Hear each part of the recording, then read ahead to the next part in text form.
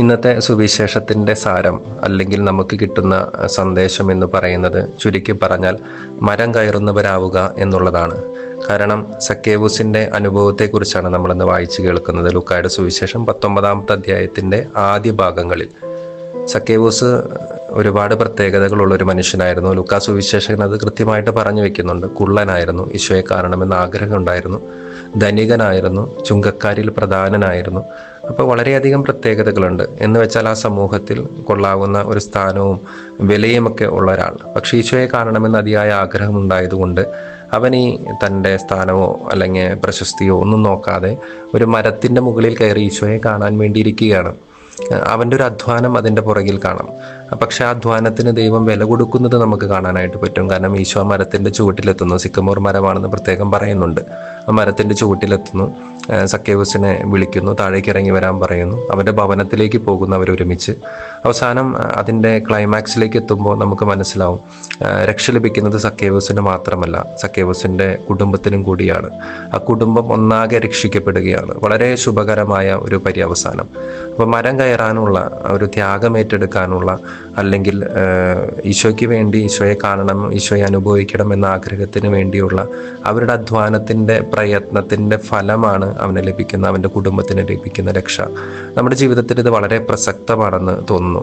കാരണം നമ്മുടെ അധ്വാനങ്ങൾ നമുക്ക് മാത്രമല്ല, നമ്മുടെ കുടുംബത്തിനും നമ്മുടെ പ്രിയപ്പെട്ടവർക്കുമൊക്കെ രക്ഷയ്ക്ക് കാരണമാകും. പക്ഷേ രക്ഷ ലഭിക്കണമെങ്കിൽ നമ്മൾ അധ്വാനിക്കണം.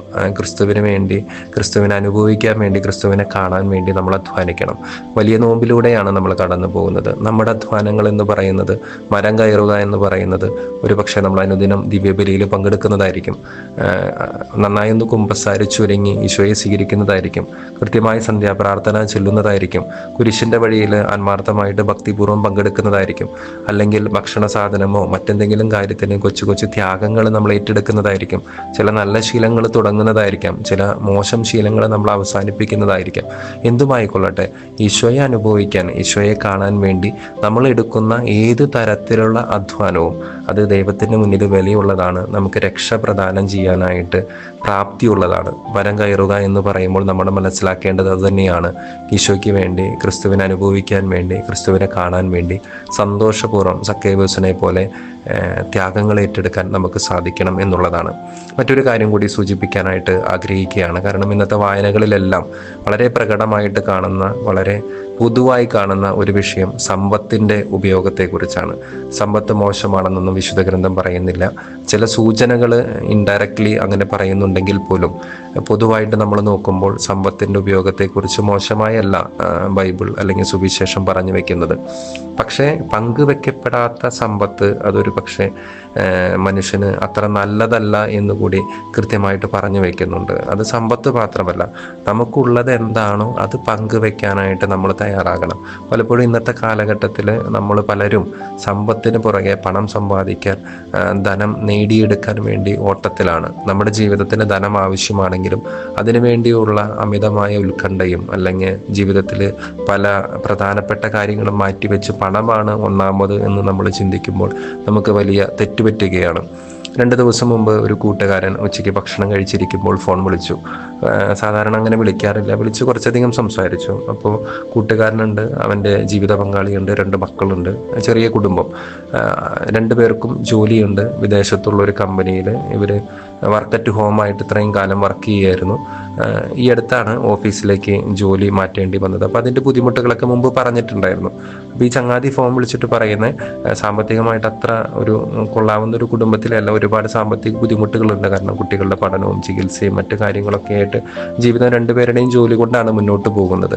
ഭാര്യ രാജിവെക്കാൻ പോവാണെന്ന് പറഞ്ഞു. ഞാനത് കേട്ട വഴി അത്ഭുതപ്പെട്ടു. കാരണം എന്തൊരു മണ്ടത്തരാണ് കാണിക്കുന്നത്. ജോലി രാജിവെച്ച് ഒരാളുടെ വരുമാനം ഇല്ലാതാവുമ്പോൾ ആ കുടുംബം ഒരുപാട് ബുദ്ധിമുട്ടേണ്ടി വരുമെന്ന് എനിക്ക് നന്നായിട്ട് അറിയാം.